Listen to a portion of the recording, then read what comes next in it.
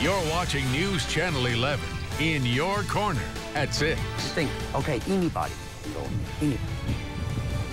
And guess not. The Johnson City Salvation Army is reviewing its emergency shelter policy after the organization turned away a homeless family with a teenage son on a cold night because of the boy's age. And this all took place on a night when our meteorologists say temperatures dropped to 18 degrees, a night when the Salvation Army waved its white flag. And that flag usually means the weather's hazardous, so everyone is welcome. But Nate Morabito found out not everyone is. Nate?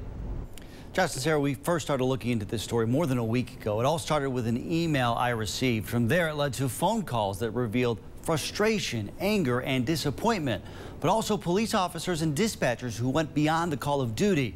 Still, in the end, this is the story of a family that almost fell through the cracks on one of the coldest nights of the year. Not much room, but it's a heartbreaking sight. This is where my 3 children sleep. A family of 5 down on their luck. This one's 5. Crammed into a car. It's living hell. With everything they own. I feel degraded as a man because I can't even provide for my family and I can't find them a warm place to stay. On most nights, that's my suite. Tim Lejeune and his family sleep here. We've been sleeping in our car, in between Walmarts, the VA parking lot. Even when the temperatures drop below freezing. Oh, brutal. I mean, we woke up in the morning, we put blankets all around the windows and wake up and there's ice on the inside of the car. Lejeune says it was so cold one night earlier this month, he took his family to the Salvation Army. Noticing the white flag blowing in the cold air, he expected the organization to welcome them with open arms. But there was a problem. It was just heartbreaking. Their 15-year-old son. They said he's too old to stay on the women's side because of the women running around in their pajamas. He's too young to stay on the men's side in case some pervert wants to do whatever. We've since found out the Salvation Army has a long-time, little-known policy that prohibits boys ages 12 to 16 from staying at this shelter. The organization says it's for safety reasons, to protect the children.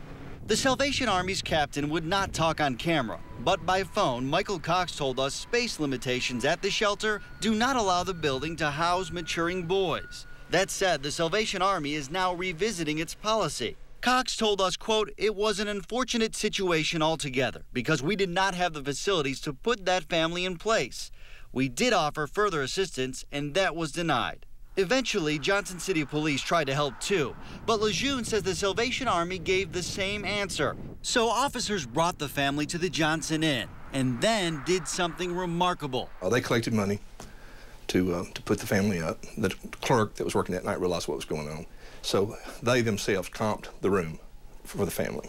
In return, the officers took the money that they had collected and went and bought groceries and gave to the family. That selfless act by 4 Johnson City police officers is the lone bright spot in this story. Very proud that we employ people with that fortitude to care about the citizens.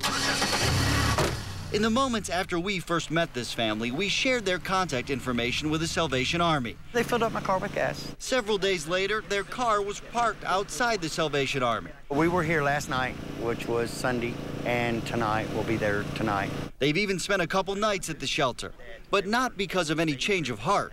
This time, their 15-year-old son was not with them. He ended up having a breakdown and ended up at Woodridge because he felt it was all his fault that we were homeless because we couldn't go anywhere because of him. Lejeune says he's now receiving mental help. Nate Morabito, News Channel 11, in your corner.